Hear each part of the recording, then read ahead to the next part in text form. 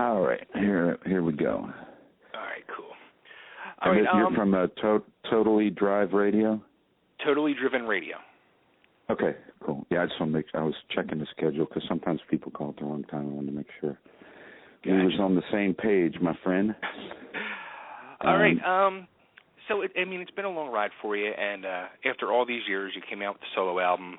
And were you shocked to have it so well accepted, in 2014, being that you were coming from the 80s era of hair bands? Well, it's kind of like this.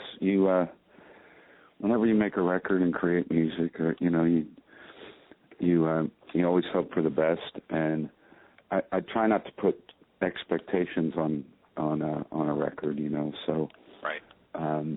That way you're always pleasantly surprised, I guess.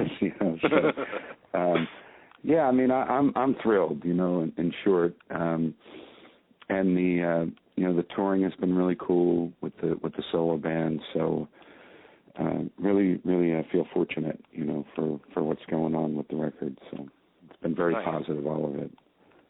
Yeah, I was pretty shocked too. You guys had a shot on Letterman when the album first came out, and I was like, wow, I don't think Cinderella ever had that. No, that was actually the first late night, live TV show I'd ever done. So that's cool. Awesome.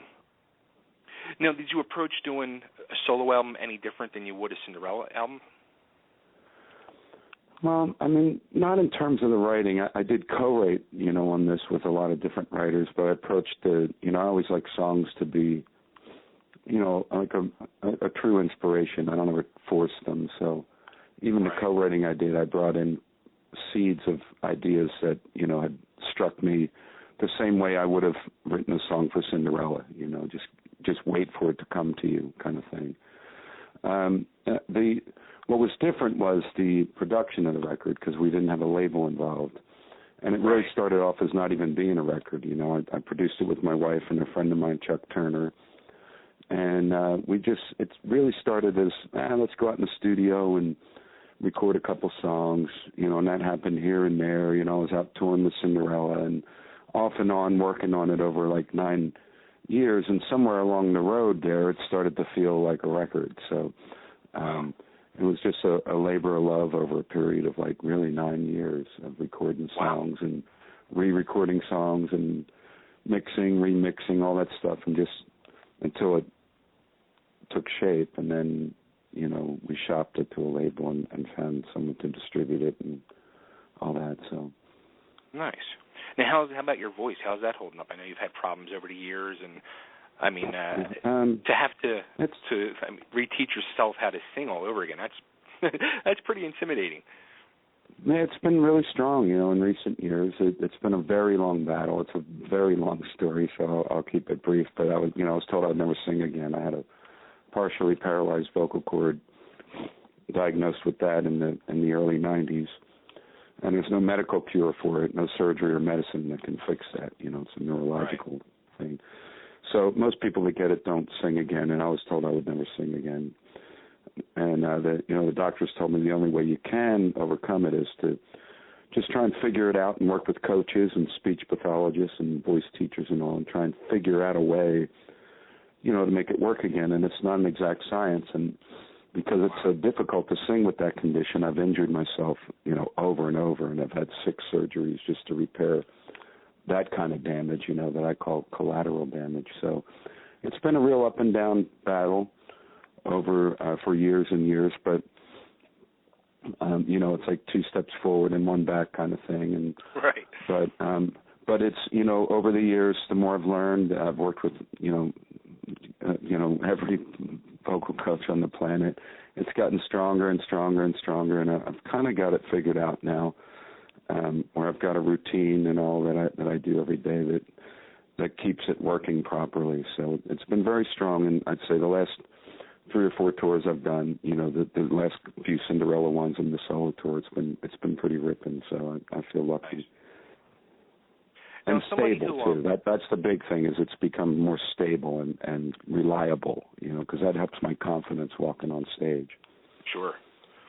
Now, somebody who really reminds me of you a lot, and then you ended up doing some shows with and doing some duets with is Lizzie Hale of Hailstorm. Uh-huh. Is there any chance you guys are doing collaborations in the future? Or? We'll see. I mean, certainly, I love Lizzie and I love Hailstorm. They're probably my favorite rock band out there right now. I love their songs and I love her voice. And we've done 3 shows with them now. And that's just been a blast doing those shows and getting up and singing. 2 of the shows we did Nobody's Fool and the Encore, and then this last time we played at the Taste of Minnesota, we did Here's to Us. So, nice. I'd love to. We'll see. Nice. Now, how about you've been through 30 years in the music business. You've seen it come from vinyl LPs to tape cassettes to CDs, now to the world of digital music. What's your feelings like on the modern era of the music like that in digital? And are you talking about in terms of sonic quality or in terms of the accessibility of it, shall we say? Accessibility. It's killing the industry. I mean, in short, the gates open, the horse is out, and it's sad, and it's, I think that, as for convenient as it is, it's become too convenient, and there's so many different ways to get music now that I think that it has become the accepted norm to not pay for it. Right. And I think most people, it's not like intentional, like, hey, I'm going to steal this, or I'm going to, it has seeped into the fabric of society slowly as becoming acceptable.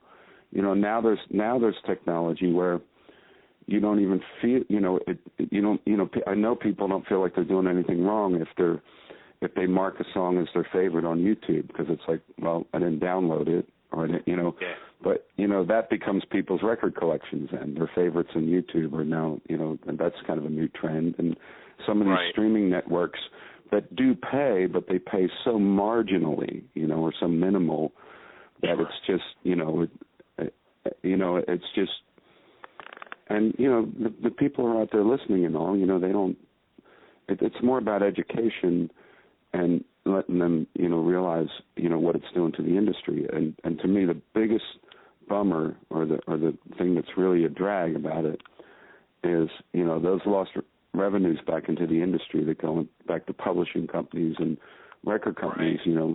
So much of that is used to be used to develop new artists and to stay with artists, over multiple records. Like, we had the benefit of that back when we were coming up. We had a major label that would stayed with us through 4 studio albums, and made sure we had the best producers, engineers, studios to make, a really quality record. So, that window of opportunity, I think, for artists more and more is shrinking.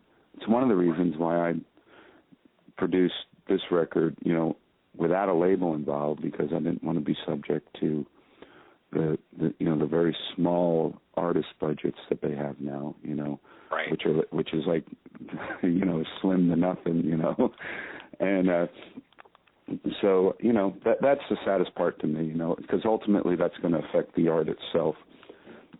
So there's my 2 cents on that.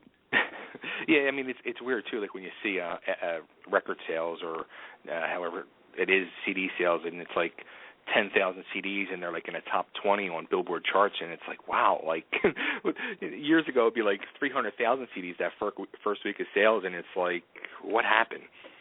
Oh, it's crazy. And, not only the lost revenue to the record companies that go to developing artists and, marketing artists and making sure that they're making quality records and all. Not only that, but also now, as you just mentioned, you've got these artists who come out, 10, 20,000 units, and, they're in the charts, and they're considered a success and well-known, and they can barely make a living.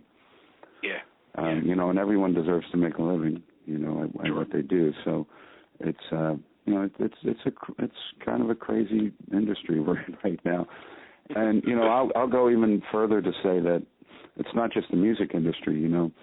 The digital age and the age of the internet has opened the door for piracy on software, movies, journalism, literature. So it's affecting major industries other than, not just in record industry. So, I mean, this is an even bigger picture in terms of society. You're talking about, everyone's concerned about the economy.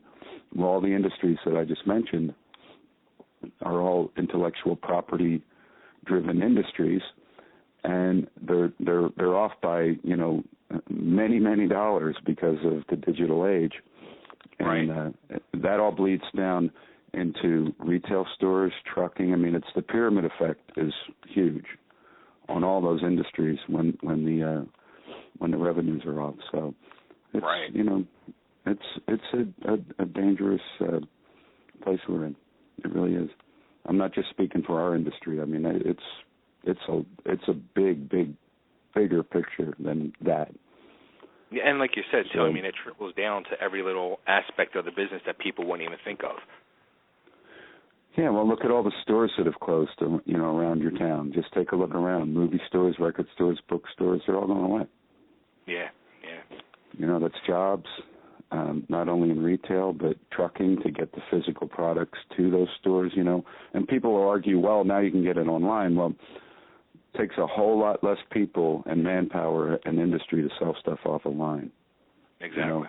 It just does. You're eliminating trucking, you're eliminating a lot of personnel and staff, and just saying.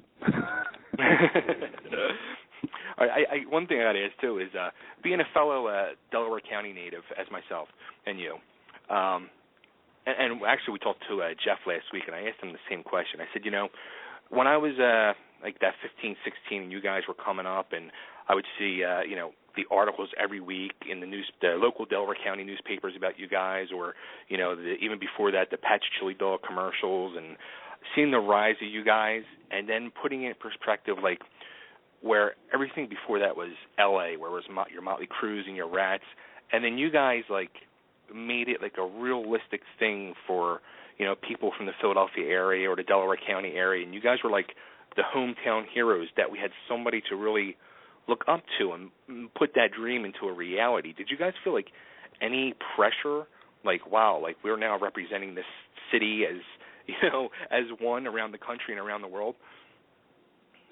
I don't know that I felt any pressure or that we felt any pressure.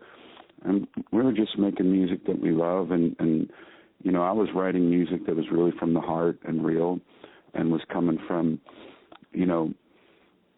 influences, that I had growing up in the 70s, which were, all the hard rock bands and rock bands that I listened to in the 70s were all inspired by American roots music, by blues, country, R&B, gospel, and all that music comes from a very real place, It's very relatable. So that's what the lyrics were always about.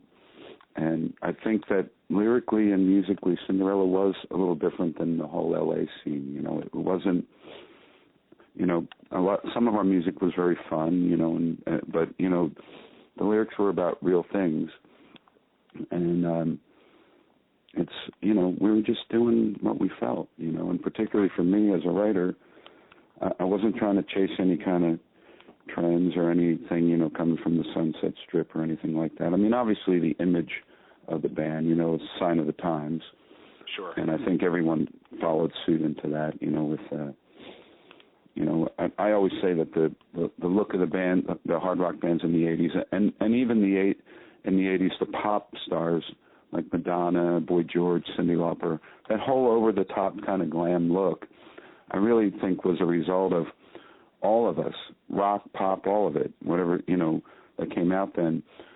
We all grew up and were influenced probably by 60s and 70s artists who were, a lot of them were, glam kind of performers, Sure. I came up on Mick Jagger and Rod Stewart and Janis Joplin and Steven Tyler. So now all of a sudden there's MTV and there's a camera in front of you. And I think that human nature is, let's take this to another level. So I think that's how the 80s became so over the top, we were all taking our influences in front of this new camera that we had in front of us 24/7. And I think just trying to take it to a whole other place or make it our own or do something different with it. So I think that is something that we all had in common in the 80s. I think musically, Cinderella was coming from a little bit of a different place than, I wouldn't say all the bands, but a lot, a good bit of the bands in the 80s. Right. Now also, too, Jeff, when we talked to Jeff last week, he said that you are basically his biggest inspiration and an influence in almost life, he said. I mean, that's how does it feel to have a guy that you played in a band with for 30 years to have such an impact on his life? Well, I'm touched by that statement, very much. We've been in a band together for many, many years, and for someone to be able to say that, after being together all those years, I think speaks to, the relationships in Cinderella. Is I guess the best way I can put it. We've toured for years and years together. We've always been one of those, have not been one of those bands who have to ride on separate buses. We've always rode together. There's good grammar, Tom. Rode together. I'm tired. I just got back from a pretty big, long run on the road. We always rode together and got along very well, and, a band, that's not always easy in a band. So, I just think that's, very cool. So. Nice. How is it now, with your solo band, when you're out touring and you guys end up playing some Cinderella songs and you look over and there's no Jeff or Eric? Is it a weird feeling? Not really. It's when I'm on stage, I get in a zone, and the first couple shows it was something to get used to. Right. But I love the guys in this band, and we've been touring together now since last February, and they kick ass. And the solo thing has taken on a very different life from Cinderella. They approach the songs musically different. Obviously, they're different players. I mean, if you're standing in the audience, it sounds like a Cinderella song, but right. it's a different feeling. So it's I wrote those songs and I sang them and did a good bit of the guitar work on them. So that flavor that I brought to Cinderella is very prevalent on stage when I perform, even with the solo band. And mixing it in with the new material gives it all a new life. Right. So, we eased into it last year, because last year we were doing, probably more of the new record and less of Cinderella. Right. And we did some storytellers and acoustic stuff last year. And slowly since last February, we've taken away more of the acoustic and added more electric. Now it's just like the full-on. Well, it was always a full-on electric show, other than some acoustic stuff. But this year it's even more. I mean, the show's an hour and a half. All the Cinderella hits are in it, and as well as a bunch of stuff off the new record. And it's a high-energy hard rock show. With all the dynamics that you would normally see. When you see me perform a Cinderella with, some ballads and stuff like that too. So, nice. Now the question I got to ask, and I'm sure you've already been asked 100 times, will there ever be another Cinderella album? I don't know.